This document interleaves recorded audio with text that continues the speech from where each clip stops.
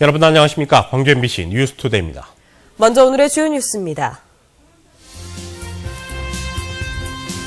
감사원이 지난 정부 때 영산강 물속을 세밀히 조사하면서 4대강 사업이 총체적 부실이라는 것을 알고 있었다는 정황이 드러나고 있습니다. 감사원이 직접 찍은 영상에서 죽산보와 승촌보 모두 수질이 크게 나빠졌고 보구조물의 균열도 뚜렷이 확인됐습니다.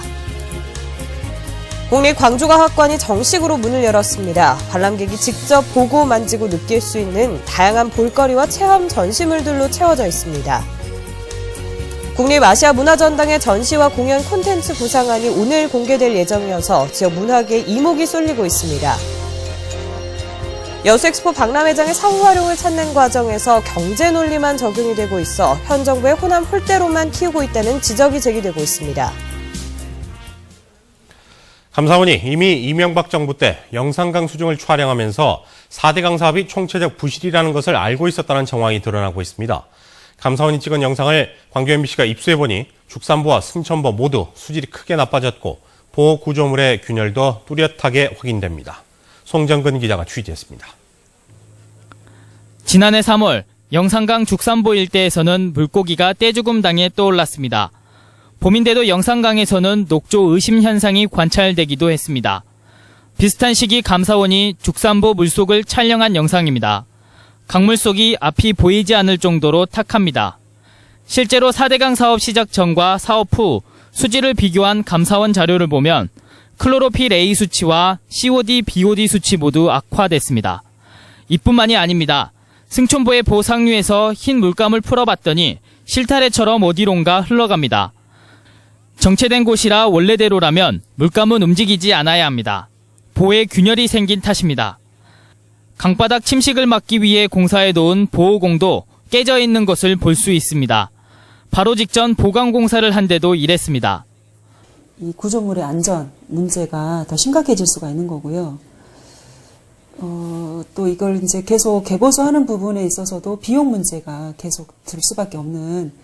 공사 전부터 비판이 끊이지 않았고 사업 내내 부작용에 시달렸던 영산강 살리기 사업. 우려했던 점들이 국정감사와 감사원 감사 등을 통해 속속 확인되고 있습니다.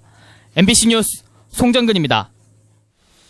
국립아시아문화전당의 전시와 공연 콘텐츠 구성안이 오늘 공개됩니다. 문화부 아시아 문화중심도시 추진단은 오늘 광주에서 전당 콘텐츠 설명회를 열어 지금까지 구상해온 콘텐츠 개발 방향과 주요 전시 공연 내용을 공개할 예정입니다. 또 광주적 문화계 인사들과 토론을 열어 콘텐츠 개발과 관련한 지역의 의견을 들을 예정입니다. 추진단은 오는 21일 서울에서 한 차례 더 세미나를 연 뒤 올 연말 문화전당 콘텐츠 종합계획을 발표할 예정입니다. 아시아 문화중심도시 조성사업의 국비 예산 반영 비율이 20%에 그쳐 사업 차질이 우려된다는 지적이 나왔습니다. 이춘문 광주시 의회 의원은 임시회 시정 질문을 통해 아시아 문화중심도시 조성사업에 2023년까지 5조 3천억 원이 투입돼야 하는데 계획 대비 국비 반영률이 20%에 머물고 있다고 비판했습니다. 또한 지난해 연차별 실시계획에 포함된 45개 사업 가운데 27개 사업이 반영되지 않았고 올해도 31개 사업 가운데 17개 사업의 국비가 반영되지 않아 문화전당만 짓고 마는 것 아니냐고 지적했습니다. 완공된 지 1년 가까이 된 국립광주과학관이 우여곡절 끝에 뒤늦게 개관했습니다. 과학적 창의성을 키우기 위해 직접 체험할 수 있는 전시물로 꾸며졌습니다. 정영욱 기자입니다. 독수리 자리와 검은고 자리 등 화려한 별자리가 천장 화면에 그대로 구현됩니다. 레이저쇼가 연출되는 4D 체험관에서는 입체적인 화면에다 실제 움직임을 체감할 수 있어 과학적 호기심을 불러일으킵니다. 실제로 학교나 유치원에서는 배울 수 없는 그런 부분들이 직접 와서 만져보고 체험할 수 있고.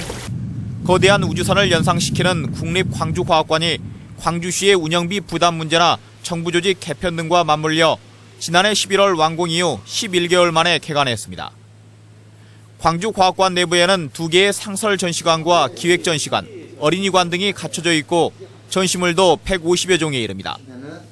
80%는 실제로 작동하거나 체험해 볼 수 있는 전시물입니다. 우리 어린이 청소년들이 와가지고 창의적인 개념을 배울 수 있는 과학교육에 좀 힘을 많이 쓸 겁니다. 개관이 늦어지면서 정부와 광주시가 운영비를 배정하지 않은 탓에 직원 인건비나 공사 대금 등 5억 원가량이 연체되는 등 앞으로도 광주과학관 활성화의 관건은 예산 문제가 될 것으로 보입니다.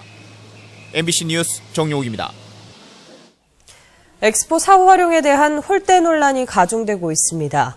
여야 의원의 맞불에 이어 지역민들도 영호남 지역 균형 발전의 큰 그림은 보지 못했다며 반발의 수위를 높이고 있습니다. 박민주 기자입니다. 새누리당 김재훈 의원이 지난 9일 발표한 보도자료입니다. 박람회장을 유지 관리하는 데만 해마다 214억 원이 소요돼 예산 낭비에 전형이 됐다. 여수 세계 박람회에 대한 국민 혈세 낭비 정도가 4대강 못지않다, 이런 비판이 일고 있다는 게 김 의원의 주장. 하지만 지역구 김성건 국회의원은 여당 의원이 현상을 왜곡하고 있다고 반박했습니다. 지지부진한 박람회 사후 활용에 현 정부의 호남 홀대론이 반영된 것이 아니냐는 논란만 커진 상황. 지역민들은 박람회 사후 활용에 영호남 지역 균형 발전의 큰 그림은 보지 못하고 경제 논리만 적용되고 있다고 지적합니다. 세계박람회는 3개월짜리 이벤트 하자고 한 것이 아니고 그것을 통해서 해양의 가치와 남해안 시대를 새롭게 열어가기 위한 기본 인프라입니다. 엑스포 홀대론에 명칭 논란까지 더해졌습니다. 박람회재단이 추진하고 있는 박람회장 명칭 변경 공모에 여수경실련이 제동을 걸고 있습니다. 명칭보다는 제대로 된 박람회 사후 활용이 먼저라는 겁니다. 이 명칭은 박람회 사후 활용의 방향들이 분명하게 확정되고 거기에 그런 기능에 맞게 만드는 게 순리가 아닐까 생각됩니다. 해답 없는 박람회장 사후 활용. 영호남 시민단체들은 지난 10일 엑스포장 2012명 인간띠 잇기로 사후 활용에 강력한 입장을 전달한 데 이어 대정부 상경 투쟁을 예고하고 있습니다. MBC 뉴스 박민주입니다. 광주 이순환도로 1구간을 둘러싼 광주시와 맥쿼리 사이에 항소심 법리 공방이 뜨거워지고 있습니다. 광주시로서는 이 재판에 이길 경우 5천억 원이 넘는 재정을 아낄 수 있어 승소하기 위해 사활을 걸고 있습니다. 이계성 기자입니다. 지난 2003년부터 10년 동안 맥쿼리가 이순환도로에서 벌어들인 돈은 무려 2,127억 원. 같은 기간 동안 대주겸 출자자에게 2,615억 원을 이자로 지급해서 막대한 돈을 벌고도 자본 잠식 상태가 됐습니다. 광주시는 이렇게 된 것이 자기 자본 비율을 당초의 8분의 1 수준으로 축소하고 최고 20%의 높은 이자로 변경했기 때문이라고 보고 자본 구조를 원상 회복하라는 명령을 내렸습니다. 이에 대해 맥쿼리 측이 이 명령을 취소하라며 행정심판과 소송을 제기했지만 두 차례 모두 광주시가 이겼습니다. 지난달부터 항소심이 시작된 가운데 맥쿼리는 대형 법무법인 변호사 5명을 선임해서 막대한 자금력으로 대응하고 있습니다. 광주시는 일단 소송 결과를 낙관하고 있습니다. 중앙행정심판과 행정소송 1심에서 우리가 시가 승소를 했기 때문에 정당성을 인정받은 만큼 이번 2심에서도 크게 달라진 것이 없어서 좋은 결과가 있으리라고 예상합니다.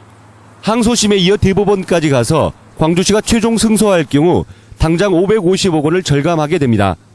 또한 맥쿼리로부터 관리 운영권을 넘겨받아서 2028년까지 5천억 원가량의 재정을 아낄 수 있을 것으로 기대됩니다. MBC 뉴스 이계상입니다. 광주 전남 지역 고령자 비중이 꾸준히 늘고 있는 가운데 사망 원인은 폐암이 가장 많았습니다. 호남지방통계청이 발표한 올해 광주와 전남 고령자 통계 자료에 따르면 광주의 고령자 비중은 10.1%, 전남은 21.5%로 해마다 증가하는 추세를 보이고 있습니다. 특히 전남은 전국 광역단체 가운데 고령화 속도가 가장 빠른 것으로 분석됐습니다.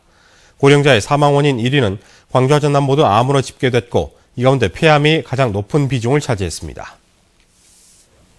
노사 갈등이 심각한 한국 3M을 노동청과 검찰이 전격 압수수색했습니다. 수사 결과가 어떻게 될지 주목됩니다. 조현성 기자입니다. 광주지방고용노동청 직원들이 검찰과 함께 한국 3M 나주 공장을 압수수색하고 있습니다. 서울 여의도 본사와 화성 공장에서도 동시에 진행된 이번 압수수색은 지난 7월 노동청이 내린 시정 명령을 회사가 따르지 않으면서 단행된 것으로 전해졌습니다.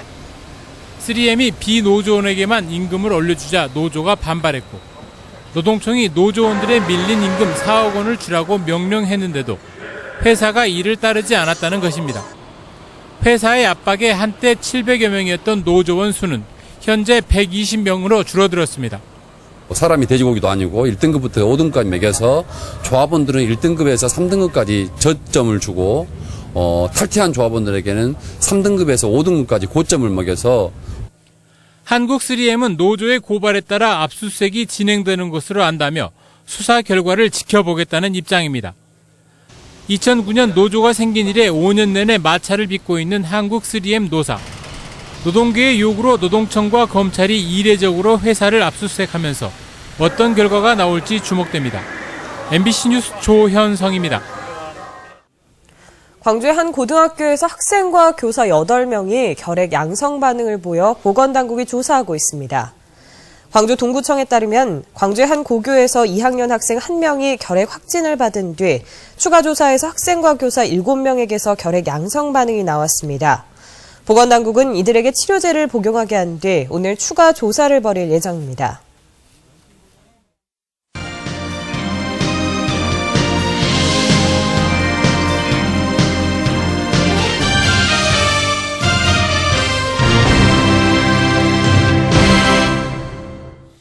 제철소 내 공장 신축 공사에 참여한 업체들이 8개월째 납품 대금을 받지 못하고 있습니다.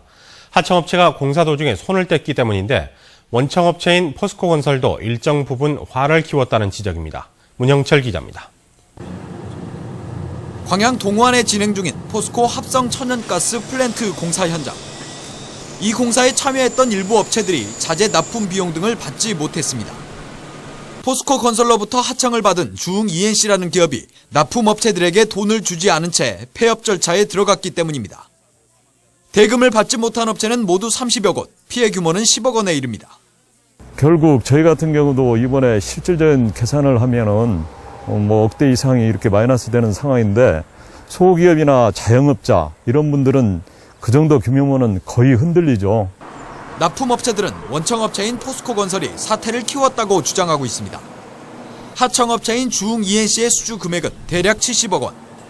적지 않은 규모지만 포스코건설은 수의계약으로 이 업체를 선정했습니다. 결국 공사 착공 1년여 만에 문을 닫았고 그 피해는 지역 소규모 업체들에게 고스란히 돌아갔습니다. 노입이 체불된 건 저희가 모니터링을 하는데 자재 장비가 이제 체불된 거는 자기들끼리 어음주고 뭐 이런 식으로 하니까 모니터링이 늦죠, 이제 몇 달. 또 지난 7월 납품업체들이 처음 피해를 호소했을 때에도 별다른 조치를 취하지 않다가 불과 2달 뒤 경영이 부실하다는 이유로 포스코건설은 돌연 하청업체의 공사를 중지시켰습니다. 달마다 계속 기성금은 나올 것이고 안정적인 얘기를 저희가 들었기 때문에 저희로서는 믿고 했던 건데 타결시킨다니까 황당했죠. 포스코건설 측은 납품업체들에게 더 이상 일정 부분을 보상해주기로 했다고 밝혔습니다. 부실한 하청사에 허술한 관리 감독까지 더해지면서 소규모 영세업체들은 존폐의 기로에 내몰리고 있습니다. MBC 뉴스 문형철입니다. 아시아나항공은 오늘 오후 2시부터 내년 추석 연휴 기간 항공권 예약을 받습니다. 추석 항공편 예약은 내년 9월 5일에서 10일 사이에 운항하는 국내선 전 노선 정기편이 대상입니다. 예약은 아시아나 예약 대표 전화와 웹사이트를 통해 할 수 있고 1인당 예약 가능한 항공편은 최대 4석으로 제한됩니다. 광주 민속미술인협회는 제1회 무등산 사랑 학생 사생대회를 오는 26일 문빈정사 앞에서 개최합니다. 이번 행사는 초중고등학교 학생들 대상으로 하며 참가를 원하는 학생은 오는 25일까지 광주 민족미술인협회로 접수하면 됩니다. 사생대회와 함께 무등산 풍경이나 가족의 일상을 담은 스마트폰 사진 콘테스트가 특별 행사로 열리게 됩니다. 동신대학교가 가족회사 워크숍을 갖고 가족회사 명판 전달식과 함께 산학협력 우수사례 발표회를 가졌습니다. 동신대학교는 가족회사가 직면하고 있는 애로사항을 파악해 생산 가공뿐 아니라 홍보, 마케팅, 정보화 등 산업체 활동 전반에 걸쳐 종합적인 지원을 강화하기로 했습니다. 또 학교가 보유하고 있는 첨단 연구 장비를 기업이 활용할 수 있도록 해 기업의 연구 개발 환경을 돕기로 했습니다.